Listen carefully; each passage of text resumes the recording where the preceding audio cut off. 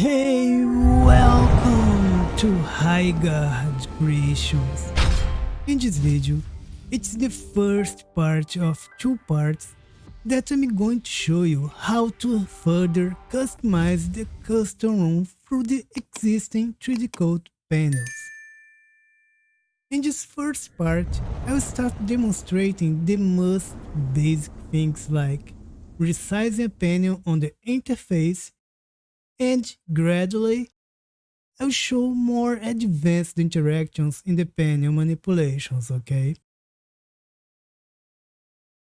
In the second part, I'll talk about the floating panels, and with all knowledge passed to you, we'll be able to continue with our customization of the room through the panels. I believe this way is the best way for everyone to understand much better how the panels work and how to handle them in the 3DCoat interface, okay? Great. So, in order to resize the panels in the interface, we just need to place the mouse cursor anywhere on the edge of a panel. And then the cursor will change to a double vertical arrow or a double horizontal arrow, okay? Now, I can resize the height of any panel by placing the cursor exactly on top of the horizontal border. By left-clicking with the mouse and holding it down, I can move it up to increase the size of the panel. Just as if I move down, I can decrease the size of the panel.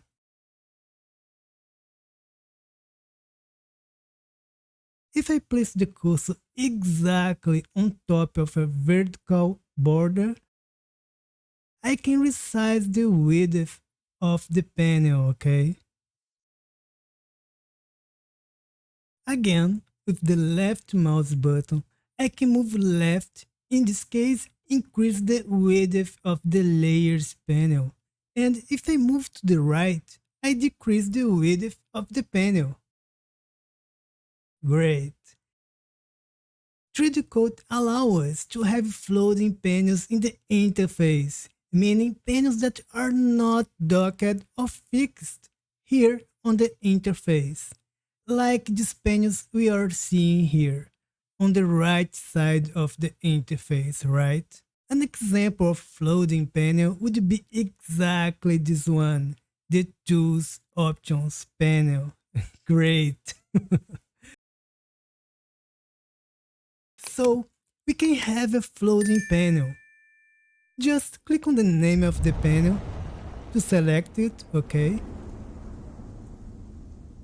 And then, with the left mouse button and holding it down, I can move the panel out of the panel dock, okay? Great. In the same way we saw earlier about resizing the docked panel, we could do exactly the same with the floating panel, okay? I just need to place the mouse cursor anywhere on the edge of the panel, so I can resize it the way I want. Nice. And of course, I can't forget to mention that we can also move this floating panel by placing the mouse cursor on top of the panel header and holding down the left mouse button. I can position it anywhere in the interface, okay? Now, I will show you how the panel can be docked anywhere in the interface. Just click on the header of the panel, but I like to click on the name of the panel, okay? And with the left mouse button, keeping it still pressed down, I can move it to the corners of the interface. And once the cursor is in the right position, okay, as you can see here, an outline or temporary line will appear, which tells us that we could fit the panel exactly in this place, okay? So, if I release the left mouse button, as you can see, the pen is docked in the indicated place. An interesting thing to know is that the most of the time, okay, not all of the time, when we drag the panel that is docked here in the interface and make it floating, as you can see, automatically it will inherit the same dimensions of the place where it was previously docked, okay? Now, if I move this same panel to the top of the interface, look what will happen. Did you notice? This time I line a period instead of temporary outline. That tells us in the same way that we can dock the panel in that position, okay? As you can see. In the same way, I can take this panel out of the dock and make it float. And again, it inherits the dimensions that it was previously docked, okay? Let me just resize it here. The panel again. Great. But, for example, I can move this panel to wherever I want. I can move it to the bottom of the interface. I can move it again to the left of the interface. I can move it even here, in this part of the interface, right? And again, the same hint I gave before, I can dock this panel somewhere. And that way I can resize it, pulling it out again. Good tip, right? Now it's time to focus on how to manipulate the panels that are docked in the interface. First, I will take this little guy here, the sculpt tree, the floating panel. Take advantage of the fact that it's here, and I'm going to dock it here on the left side of the interface. Great. And I'm going to resize it. That's right. Now, I would like you to understand that this left side of the interface is working as a dock for any existing 3DCoat panel, right? Right. So I'll get another panel here. It can be this layers panel. And pay attention once again to the contour or temporary line. I will be able to insert this panel and position it in 4 possible options. On top, okay. On the bottom, on the left, and on the right side here of the interface. In this particular case, I'm going to put this panel here, right at the base, and take advantage of it. I will resize it here. Great. Now, what if I want to insert a panel between these two existing panels? How do I do it? That's very easy. 3DCoat gives us 2 ways to insert this panel between existing panels. For example, I got another panel here, the curves tree, and if I place the cursor exactly in this position, you can see that the temporary line will appear. Just like if I place the cursor a little bit higher, I'll have the temporary outline appearing. So if I drop the panel across the temporary line, that will be the result, okay? Just like if I drop the panel on the larger temporary contour, That will be the result. Apparently, both options, oops, just as I was saying, apparently the two options will give us the result we want, right?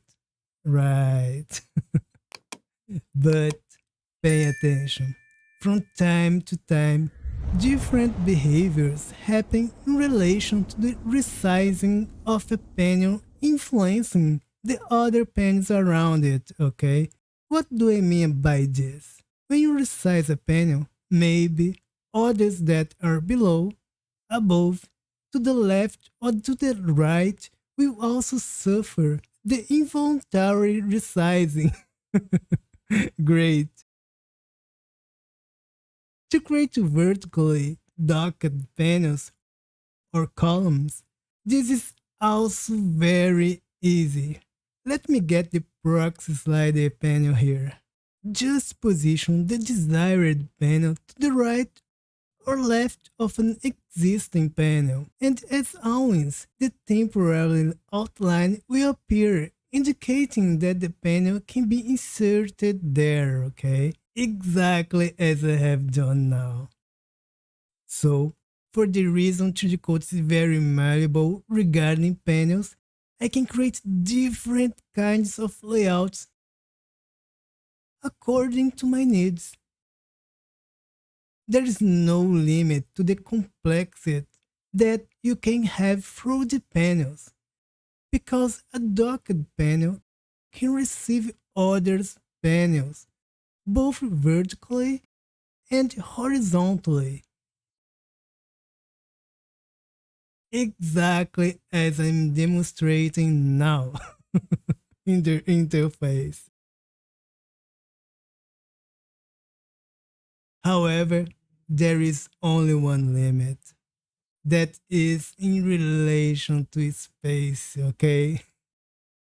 Now I will show you how to form a group of panels exactly similar to this group of panels that I am with the cursor over on the right side of the interface.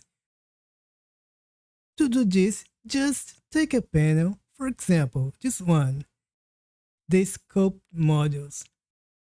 Click on it with the left mouse button, move it, and when you place the cursor exactly on top of the panel header, this temporary outline will appear around the header.